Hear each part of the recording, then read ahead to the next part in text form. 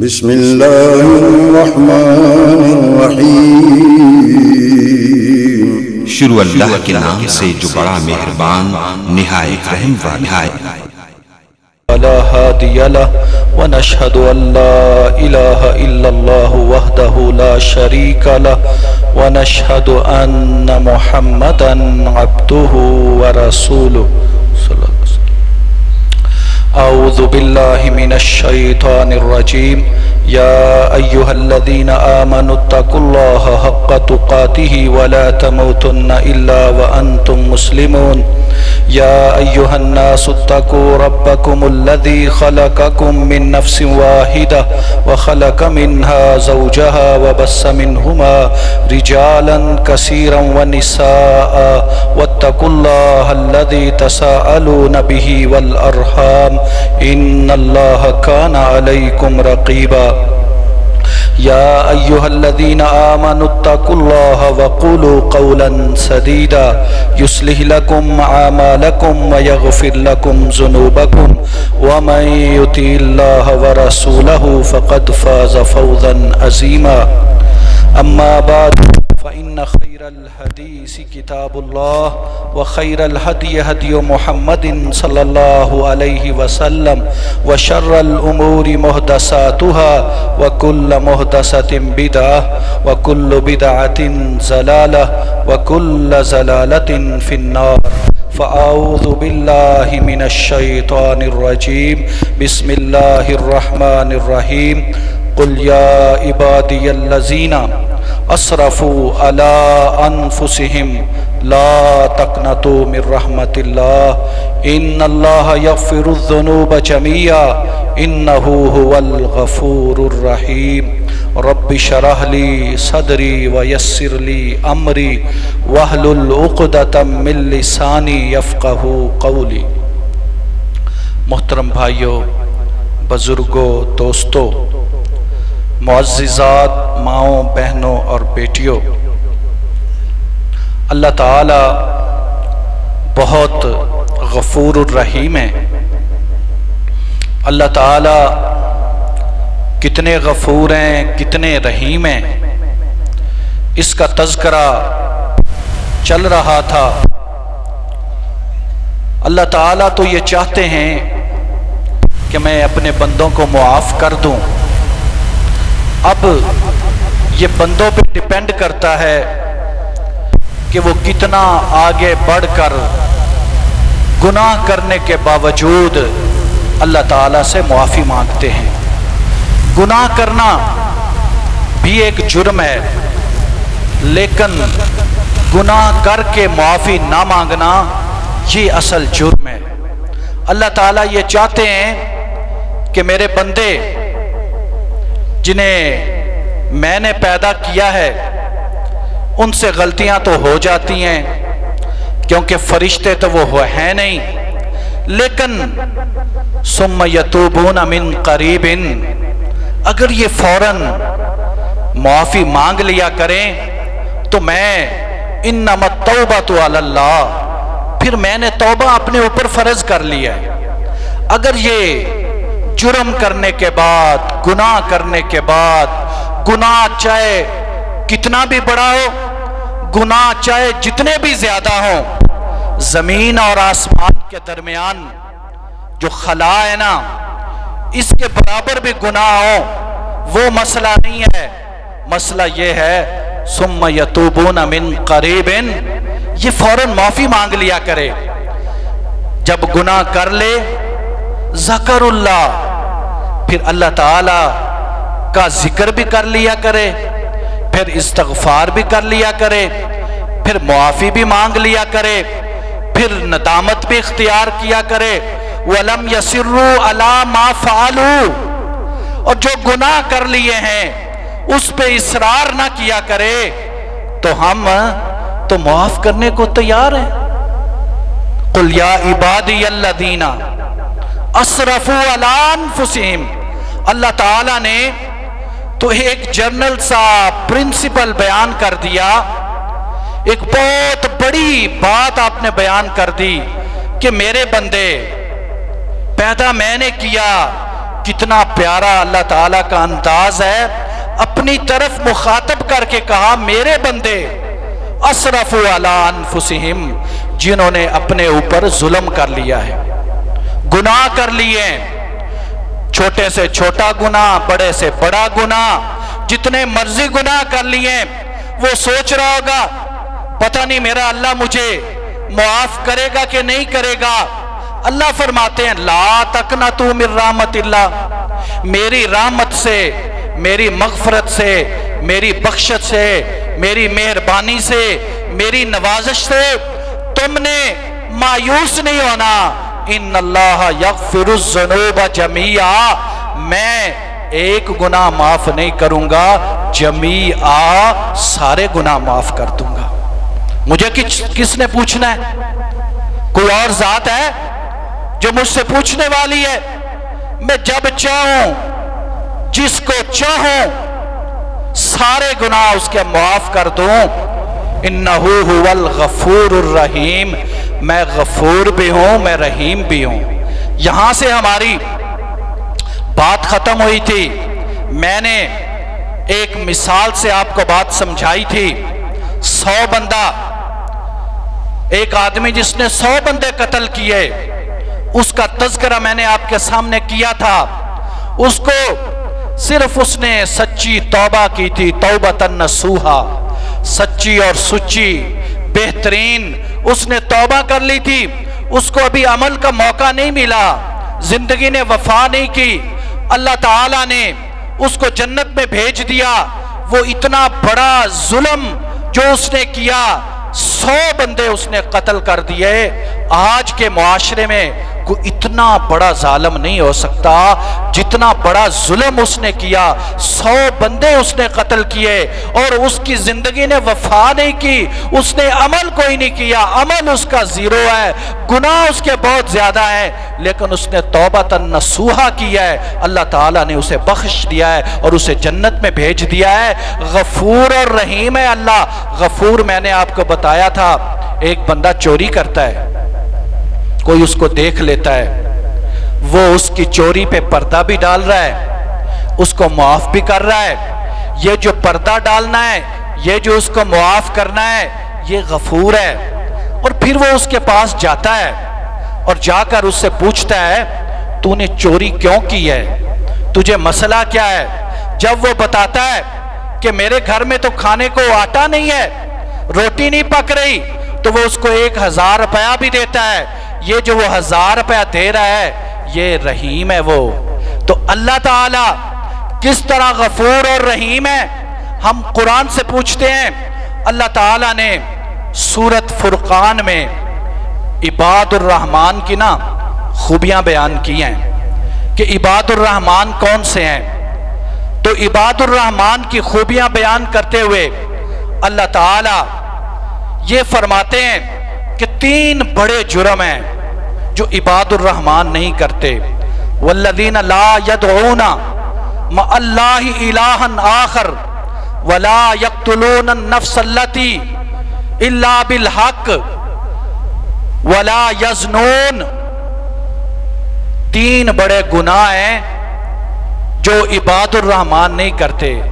پہلا جرم کیا؟ یہ کبیرہ گناہ ہے کہ وہ اللہ کے علاوہ کسی اور کو نہیں پکارتے، ایک اللہ کو پکارتے ہیں، وہی مشکل کشا ہے، وہی حاجت روا ہے، وہی بگڑی بنانے والا ہے، وہی اولاد دینے والا ہے، وہی رزق دینے والا ہے۔ اللہ کے علاوہ کسی اور کو وہ پکارتے ہی نہیں۔ ولا یقتلون النفس التی حرم الا بالحق، اور اللہ نے جو حق قتل کہے ہیں اس کے علاوہ وہ کسی کو قتل نہیں کرتے۔ کسی نے اگر قتل کیا ہے اس کے بدلے میں قتل کرنا، جو مرتد ہو جائے اس کو قتل کرنا، جو زنا کرے اس کو، زانی کو، شادی شدہ کو سنسار کرنا، یا دشمن اگر مقابلے میں آ جائے تو مقابلہ کرتے ہوئے جہاد فی سبیل اللہ میں لڑائی کرتے ہوئے کافر کو قتل کرنا، یہ تو حق قتل ہے۔ اس کے علاوہ وہ کوئی ناحق قتل نہیں کرتے، ولا یزنون اور زنا نہیں کرتے۔ یہ 3 بڑے جرم ہیں، کبیرہ گناہ ہیں۔ عباد الرحمن یہ نہیں کرتے۔ وَمَن يَفْعَلْ ذَلِكَ يَلْقَى أَثَامًا، اللہ فرماتے ہیں جو یہ جرم کرتے ہیں نا، یہ جو کبیرہ گناہ ہیں، ان کی سزا بھی بہت بڑی ہے، ان کو ہم نے سزا بھی بہت بڑی دینی ہے۔ لیکن یہ 3 بڑے جرم گنوانے کے بعد اللہ تعالیٰ کیا کہہ رہے ہیں؟ اب میں آپ کو یہ بتانا چاہتا ہوں وہ غفور کس طرح ہے، رحیم کس طرح ہے۔ اللہ تعالیٰ کی جو غفور اور رحیم کی صفت ہے، جو اللہ تعالیٰ یہ لفظ اکٹھے لے کے آئے ہیں کہ اللہ تعالیٰ غفور بھی ہیں رحیم بھی ہیں، تو وہ کیا ہے؟ اللہ فرماتے ہیں اِلَّا مَن تَابَ وَآمَنَ وَعَمِلَ عَمَلًا صَالِحًا فَأُولَئِكَ يُبَدِّلُ اللَّهُ سَيِّئَاتِهِمْ حَسَنَاتٍ وَكَانَ اللَّهُ غَفُورًا رَحِيمًا۔ یہ جرم بھی کوئی کر لے نا، وہ شرک بھی کر لے، وہ ناحق قتل بھی کر لے، وہ زنا بھی کر لے، لیکن اس کے بعد اِلَّا مَن تَابَ، وہ توبہ کر لے۔ وہی توبہ کی شرائط جو میں نے آپ کے سامنے رکھی۔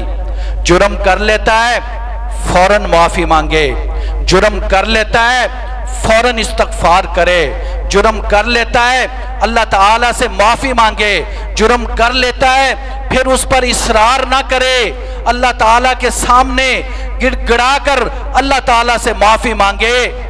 یہ اگر وہ توبہ کر لیتا ہے وَعَمِلَ عَمَلًا صَالِحًا، اور پھر ایمان لانے کے بعد اللہ اور اس کے رسول کو ماننے کے بعد مسلمان ہوتے ہوئے وہ عمل صالح کرتا ہے، تو قرآن کیا کہہ رہا ہے؟ اب یہ رحیمی شروع ہونے والی ہے۔ غفور تو ہے نا، معاف کر دے گا۔ کسی نے شرک کیا وہ جرم معاف کر دیا، کسی نے ناحق قتل کیا وہ جرم معاف کر دیا، کسی نے زنا کیا وہ جرم معاف کر دیا۔ میرا اللہ یہ غفور تو ہے ہی، رحیم کس طرح ہے؟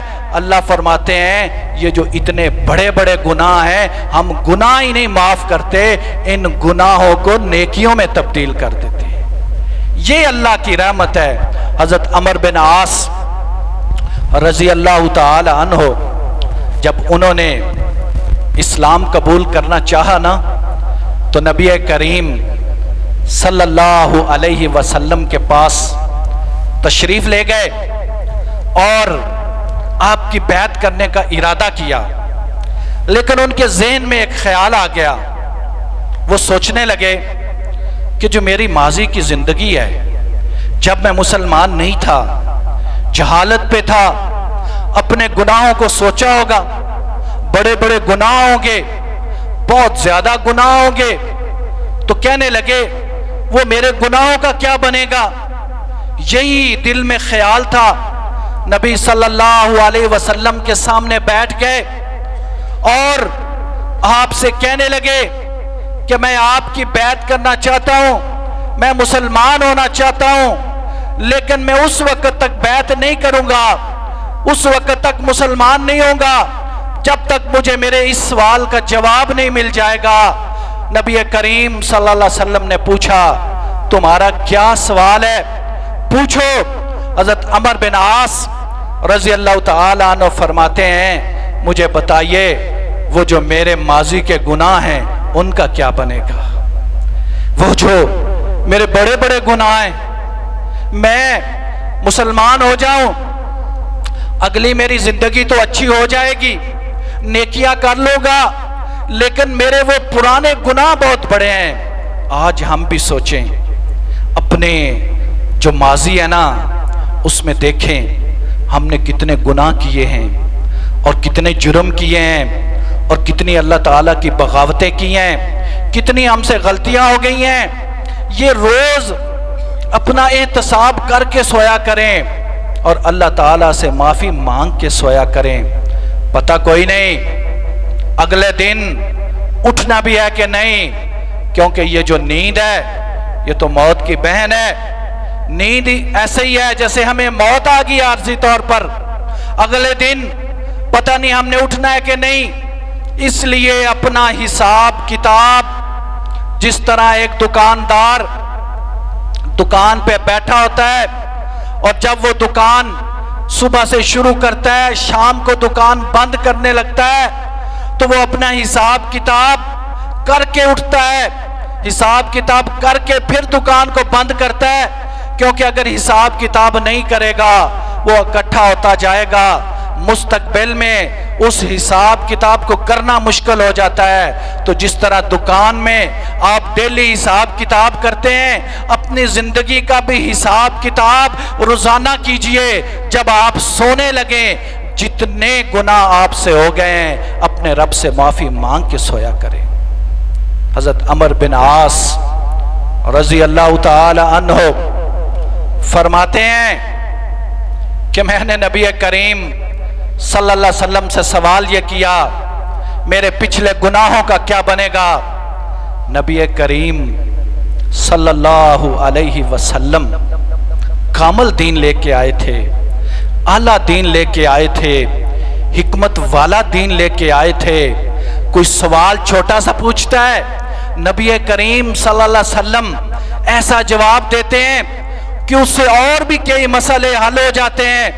نبی صلی اللہ علیہ وسلم نے فرمایا 3 لوگ ایسے ہیں جو 3 کام کر لیتا ہے اللہ تعالیٰ ان کے گناہ پچھلے سارے ہی معاف کر دیتے ہیں۔ ان میں سے ایک مہاجر ہے جو اللہ کے راستے میں ہجرت کرتا ہے، اپنا علاقہ چھوڑتا ہے، اپنا کاروبار چھوڑتا ہے، اپنے رشتہ دار چھوڑتا ہے، اپنا قبیلہ چھوڑتا ہے۔ وجہ اس کی کیا ہوتی ہے؟ وجہ اس کی اسلام ہوتا ہے۔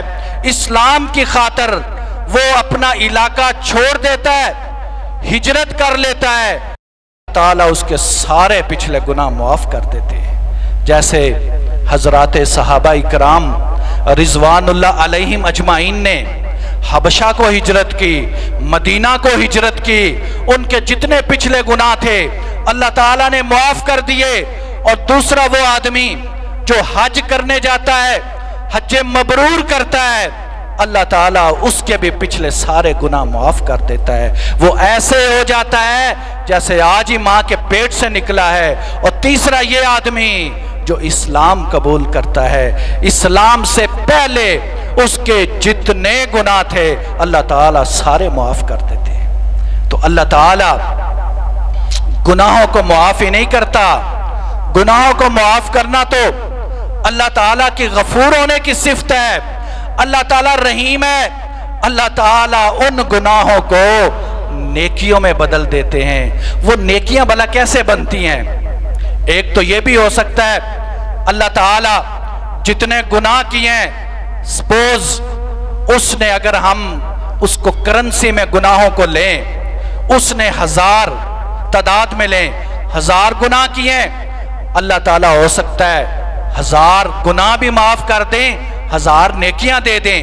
یہ بھی ہو سکتا ہے، اور یہ بھی ہو سکتا ہے اللہ تعالیٰ مستقبل میں اس کو گناہ کی توفیق ہی نہ دیں، وہ ہمیشہ نیکیاں ہی کرتا رہے۔ تو میں نے آپ کو پچھلے جمعے میں 100 بندہ جس نے قتل کیا اس کا واقعہ سنایا تھا۔ آج میں نے آپ کو ایک صحابی رسول کی بات سنانی ہے، صحابی رسول کی۔ انہوں نے توبہ کی، اللہ تعالیٰ نے ان پر ان کے لیے ایک آیت نازل کی قرآن مجید میں۔ نبی کریم صلی اللہ علیہ وسلم نے ایک بہت ہی لمبی حدیث ان کے بارے میں آتی ہے، میں جب بھی وہ حدیث پڑھتا ہوں نئی راہیں کھلتی ہیں، میرا دل باغ باغ ہو جاتا ہے، روشنی ملتی ہے، ایک نئی امید ملتی ہے۔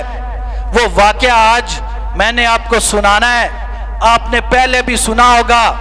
اس واقعے سے، اس حدیث سے بڑی چیزیں ملتی ہیں، بڑے سبق ملتے ہیں، اور ہمیں اس واقعے کے بعد یہ آئیڈیا ہوگا کہ ہمارا اللہ کتنا مہربان ہے، कितना रहीम है, कितना गफूर है। इस सहाबी रसूल का नाम है काब बिन मालिक रजी अल्लाह ताला अन्हो। ये अंसारी सहाबी हैं, काब बिन मालिक इनका नाम है। गज़वा तबूक होता है, काब बिन मालिक के बेटे हैं अब्दुल्ला, हजरत अब्दुल्ला रजी अल्लाह ताला अन्हो। वो इस हदीस के रावी हैं। उन्होंने खुद अपने बाप हजरत काब बिन मालिक रजी अल्लाह ताला अन्हो से जब वो बूढ़े हो गए, नबीना हो गए, और हजरत अब्दुल्ला ही उनको लेकर जाया करते थे, उन्होंने एक दिन अपने बाप से पूछ लिया, अबू जी वो गज़वा तबूक वाला वाक़या तो सुनाए। तो फिर हजरत काब बिन मालिक ने वो वाक़या सुनाया। अब आप ये वाक़या सुने और आपको हैरानगी होगी कि वो बूढ़े हो चुके हैं और नबीना हो चुके हैं, लेकिन इतना लंबा वाक़या उन्होंने सुनाया है। उनकी याददाश्त कितनी ज़्यादा थी, वो कितने फसाहत और बलागत वाले थे। तो ये काब बिन मालिक रज़ी अल्लाह ताला अन्हु बयान करते हैं कि 2 जंगें ऐसी थी जिनमें मैं शरीक नहीं हो सका। एक गज़वा तबूक और दूसरा गज़वा बदर। इन दोनों में मैं शरीक नहीं हुआ। बकाया मैं हर जंग में, हर गज़वा में नबी करीम सल्लल्लाहु अलैहि वसल्लम के साथ रहता था। गज़वा बदर तो ऑप्शनल था, नबी करीम सल्लल्लाहु अलैहि वसल्लम जंग करने गए ही नहीं थे। आप तो वो एक काफिला था, तिजारती काफिला, उसके लिए गए थे, लेकिन अल्लाह ताला ने वो जंग करवा दी, क्योंकि अल्लाह ताला जो है मुसलमानों को जिहाद फी सबीलिल्लाह के लिए तैयार करना चाहते थे। पता नहीं तैयारी में कितना टाइम लगता, अल्लाह ताला ने जंगे बदर बर्पा करके मुसलमानों को तैयार कर दिया। इसलिए उसके बारे में तो कोई पूछगछ होनी नहीं थी। यहां पर हजरत काब बिन मालिक रजी अल्लाह ताला अन्हु फरमाते हैं कि जंगे बदर जो है ना, वो भी बड़ी अहम थी लोगों में, सहाबा में, वो भी बड़ी मशहूर थी। लेकिन उससे बड़ी रात जो है ना मेरे लिए, जंगे बदर के रात से बड़ी रात मेरे लिए उकबा की रात थी। ये उस उकबा की वो बात कर रहे थे, उकबा सानिया, जो मदीना से एक काफिला मक्का में गया और नबी करीम सल्लल्लाहु अलैहि वसल्लम के हाथ पर बैत की, जिसे उकबा सानिया कहते हैं। उस उकबा सानिया में काब बिन मालिक भी मुसलमान हुए और फिर नबी करीम सल्लल्लाहु अलैहि वसल्लम को दावत दी कि आप मदीने तशरीफ लेकर आए। तो वो कहते हैं जंगे बदर से बड़ी वो रात थी मेरे लिए, लेकिन मुसलमानों में जंगे बदर ज्यादा मशहूर हुई। तो जंगे तबूक में मैं ना जा सका। वजह क्या बनी? वो फरमाते हैं हजरत काब बिन मालिक रजी अल्लाह ताला अन्हो कि मेरे पास माल भी था, मेरे पास 2 ऊंट थे। पहले इतना माल मेरे पास नहीं था, इतने ऊंट भी मेरे पास नहीं थे, मेरे पास 2 ऊंट भी थे, मैं जा सकता था। और जंगे तबूक आपको पता है 30,000 मुसलमान गए थे। ये वो जंग है वाहिद जब नबी करीम सल्लल्लाहु अलैहि वसल्लम ने हर बंदे को कहा, हर सहाबी रसूल को कहा कि इस जंग के लिए जाना है, तैयारी करो। फसलें पकी हुई थी, धूप बहुत ज्यादा थी और सवारियां भी बहुत कम थी। इसको तंगी वाला गजवा कहा जाता है और बहुत दूर दराज का सफर करना था। कैसरे रोम के खिलाफ ये जंग थी और ये वाहिद जंग थी जिसमें नबी करीम सल्लल्लाहु अलैहि वसल्लम ने पहले जितनी भी जंगें होती थी आप बताते नहीं थे, खुफिया रखते थे। जाना मगरब को होता था, मशरक की बात करते थे ताकि दुश्मन तक खबर ना पहुंच जाए। लेकिन ये वो जंग थी जिसका आपको पता चला कि कैसरे रोम मुसलमानों के खिलाफ तैयारी कर रहा है। 9 हिजरी में फतह मक्का के बाद ये जंग हुई है। अल्लाह के नबी ने बड़ी डिटेल के साथ मुसलमानों को कहा हमने जाना है, तैयारी करो। तो काब बिन मालिक रजी अल्लाह ताला अन्हु कहते हैं मेरे पास सवारी भी थी, आसानी भी थी। मैंने कहा मुसलमान तैयारी कर रहे हैं, میں نے کہا میں بھی تیار ہو جاؤں گا، چلا جاؤں گا۔ میں بس سستی میں رہا، مسلمان تیاری کرتے رہے، حتیٰ کہ ایک دن آ گیا مسلمان نبی کریم صلی اللہ علیہ وسلم کی قیادت میں چلے گئے۔ تو میں نے کہا کوئی نہیں، میں کل نکل جاؤں گا، میرے پاس تیز سواری ہے، مسلمانوں کے ساتھ جا کر مل جاؤں گا۔ پہلے دن بھی میں نہ نکل سکا، دوسرے دن بھی نہ نکل سکا، تیسرے دن بھی نہ نکل سکا، بس میں یہی کہتا رہا میں نکل جاؤں گا، میں چلا جاؤں گا۔ لیکن وہ ایسی سستی ہوئی کہ نبی کریم صلی اللہ علیہ وسلم تبوک پہنچ گئے، میں نہ جا سکا۔ کہتے ہیں جب میں باہر نکلتا تھا تو مجھے بڑی شرم آتی تھی۔ باہر یا تو منافق تھے جو نہ جا سکے، یا ضعیف اور کمزور تھے جو جا نہیں سکتے تھے۔ میں تو بہترین تھا، مسلمان بھی تھا اور کوئی کمزوری بھی نہیں تھی، کوئی شرعی جو ہے دلیل بھی نہیں میرے پاس تھی، میں نہ جا سکا۔ وہاں تبوک میں پہنچ کے نا نبی کریم صلی اللہ علیہ وسلم نے میرا پوچھا۔ کعب بن مالک کہتے ہیں اتنے لوگ تھے، 30,000 کا لشکر ہے نا، کہتے ہیں رجسٹر میں بھی نہیں لکھا جا سکتا تھا، کوئی اگر غائب ہونا چاہتا تو غائب ہو سکتا تھا، جب تک کہ اللہ کے نبی کو اللہ تعالیٰ وحی کر کے نہ بتا دیتا کسی کا پتہ نہیں چلنا تھا۔ لیکن کچھ صحابی بڑے خاص ہوتے ہیں، ان میں ایک کعب بن مالک تھے۔ نبی کریم صلی اللہ علیہ وسلم جب وہاں پہنچے نا تو آپ نے کہا وہ کعب نے کیا کیا؟ آپ کو پتہ چل گیا ہوگا نا، کعب بن مالک نہیں آئے، یہ کعب بن مالک ان 3 آدمیوں میں سے ہیں جنہیں شاعر رسول کہا جاتا ہے۔ یہ شاعر تھے، نبی کریم صلی اللہ علیہ وسلم کے جیسے حسان بن ثابت ہیں رضی اللہ تعالی عنہ، تو شاعر جو ہے وہ تو میدانوں کو گرم کرتے ہیں، وہ تو خون کو گرما کے رکھتے ہیں۔ اور کعب بن مالک غزوہ تبوک میں گئے نہیں ہیں، تو نبی کریم صلی اللہ علیہ وسلم پوچھتے ہیں کعب نے کیا کیا؟ تو بنو سلمہ قبیلہ ہے جو ان کا قبیلہ تھا، ان میں سے ایک صحابی رسول نے کہا اس کو اس کے فخر نے تباہ کر دیا، اس کے غرور نے تباہ کر دیا۔ تو معاذ بن جبل رضی اللہ تعالیٰ عنہ فرماتے ہیں تو نے بہت بری بات کی ہے، میں نے کعب بن مالک سے خیر کے سوا کچھ نہیں سنا، وہ تو ہر وقت خیر کی بات کرتا ہے، تم نے یہ بری بات کی ہے۔ نبی کریم صلی اللہ علیہ وسلم خاموش رہے۔ اب اس کو پتہ چل گیا، فتح ہو گئی ہے، نبی کریم صلی اللہ علیہ وسلم واپس تشریف لا رہے ہیں۔ جب اسے پتہ چلا نبی کریم صلی اللہ علیہ وسلم واپس آ رہے ہیں، اب یہ سوچ رہا ہے اب میں کیا بہانہ کروں، نبی صلی اللہ علیہ وسلم کو کیا بتاؤں، نبی صلی اللہ علیہ وسلم کو کیسے فیس کروں گا، کیا باتیں بتاؤں؟ کہتا ہے میں یہ سوچ رہا تھا، میں نے اپنے گھر کے عقل مند لوگوں سے مشورہ بھی کیا میں کیا کروں، حتیٰ کہ ایک دن آ گیا نبی کریم صلی اللہ علیہ وسلم صبح صبح تشریف لائے۔ نبی صلی اللہ علیہ وسلم کا یہ طریقہ ہوتا تھا، آپ جب سفر سے تشریف لاتے تو سب سے پہلے مسجد تشریف لے جاتے، وہاں جا کر 2 نفل ادا کرتے، اس کے بعد لوگوں سے ملتے۔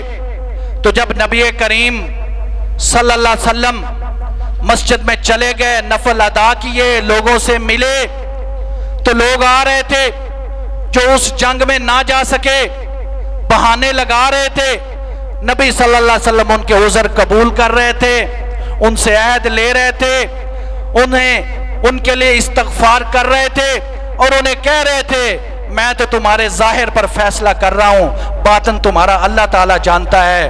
کعب بن مالک کہتے ہیں 80 آدمی ایسے تھے جنہوں نے نبی صلی اللہ علیہ وسلم کے سامنے آ کر عذر پیش کیا۔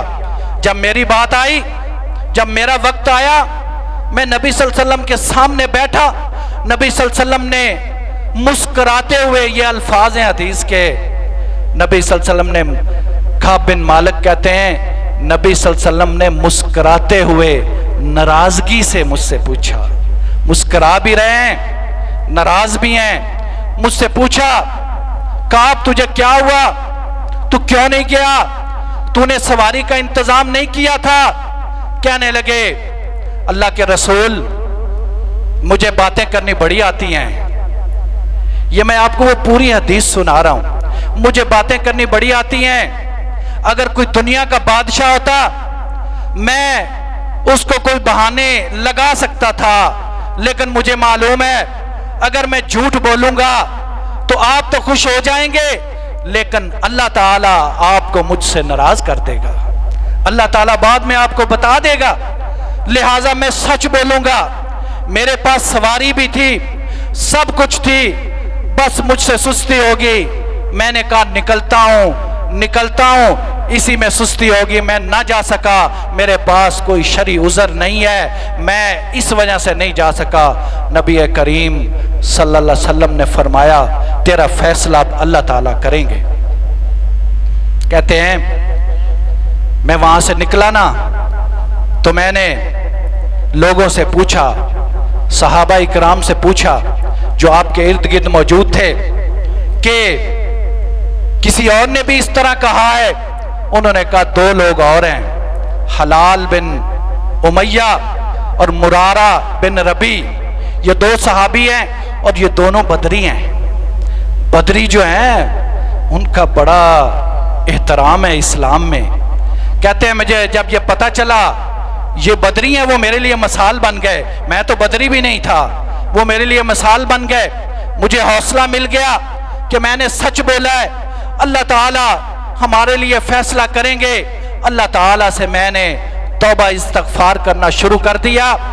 नबी करीम सल्लल्लाहु अलैहि वसल्लम ने मुसलमानों को हुक्म दे दिया इनका सोशल बाइकाट किया जाए। कोई हमसे बोलता नहीं था। 3 सहाबी थे, वो जो 80 सहाबी थे जो नहीं गए, उन्होंने तो नबी सल्लल्लाहु अलैहि वसल्लम को कह दिया कि हमारा ये उज़र है, हमने सच बोला। हम तीनों से कोई नहीं बोलता था।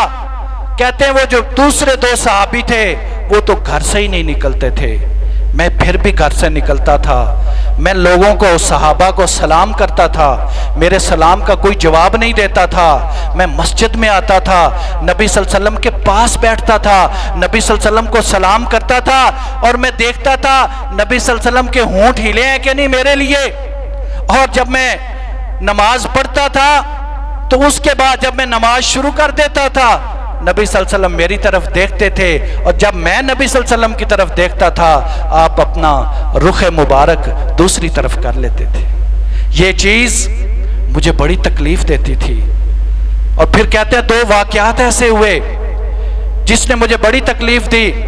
मेरा चचाजाद भाई अबू कतादा रजी अल्लाह तआला अन्हु, जब ये सोशल बाइकाट हो गया ना, हमसे कोई बोल ही नहीं रहा था। मैं ये आपको एक्सट्रीम बता रहा हूं, हमारे गुनाह तो इतने बड़े नहीं हैं। एक एक्सट्रीम मैंने आपको पिछले जुमे में बताया, 100 बंदे कत्ल किए, अल्लाह ने उसको माफ कर दिया। ये सहाबी रसूल का किस्सा सुना रहा हूं। गज़वा तबूक में नहीं गया लेकिन सच बोल रहा है, अल्लाह के आगे झुक गया है, माफी मांग रहा है। तो कहते हैं अबू कतादा का बाग था, मैं उसकी दीवार पे चढ़ा, मैंने अबू कतादा को कहा अस्सलामु अलैकुम, उसने कोई जवाब ही नहीं दिया। मैंने कहा अबू कतादा मेरा चचाजाद भाई, तुझे अल्लाह की कसम तू बता मुझे अल्लाह और उसके रसूल से मोहब्बत नहीं है? उसने कोई जवाब ना दिया। मैंने फिर कहा, उसने कोई जवाब ना दिया। तीसरी दफा उसने कहा अल्लाह और उसके रसूल बेहतर जानते हैं। मुझे उसने कोई जवाब ना दिया। दूसरा वाकया यह हुआ कि शाम का एक काश्तकार गल्ला बेचने मदीना आया और वह मुझे काब बिन मालिक को ढूंढ रहा है। उसके पास एक खत है गुस्सान के गवर्नर का। ये वो इलाका है जहां आप जिहाद के लिए गए थे तबूक में। एक कबीला है, उसका जो गवर्नर है उसने एक खत भेजा मेरे नाम। वो आदमी मुझे वो खत देना चाहता था, उसने मुझे वो खत दिया। उस खत में क्या लिखा हुआ था? उस खत में लिखा हुआ था कि तुम्हारा साहिब यानी नबी करीम सल्लल्लाहु अलैहि वसल्लम तुम्हारे ऊपर ज्यादती कर रहा है, तुम इस चीज के हकदार नहीं हो, लिहाजा तुम हमारे पास आ जाओ, हम तुझे रिस्पेक्ट देते हैं, हम तुझे प्रोटोकॉल देते हैं, تجھے اپنے پاس رکھیں گے۔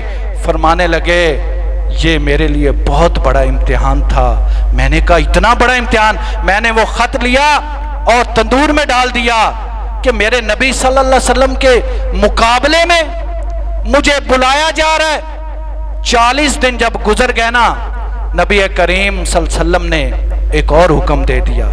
وہ حکم کیا دیا؟ آپ نے اپنا ایک ایلچی بھیجا اور کہا کعب بن مالک کو کہنا ہے دیکھنا آزمائش کتنی ہے۔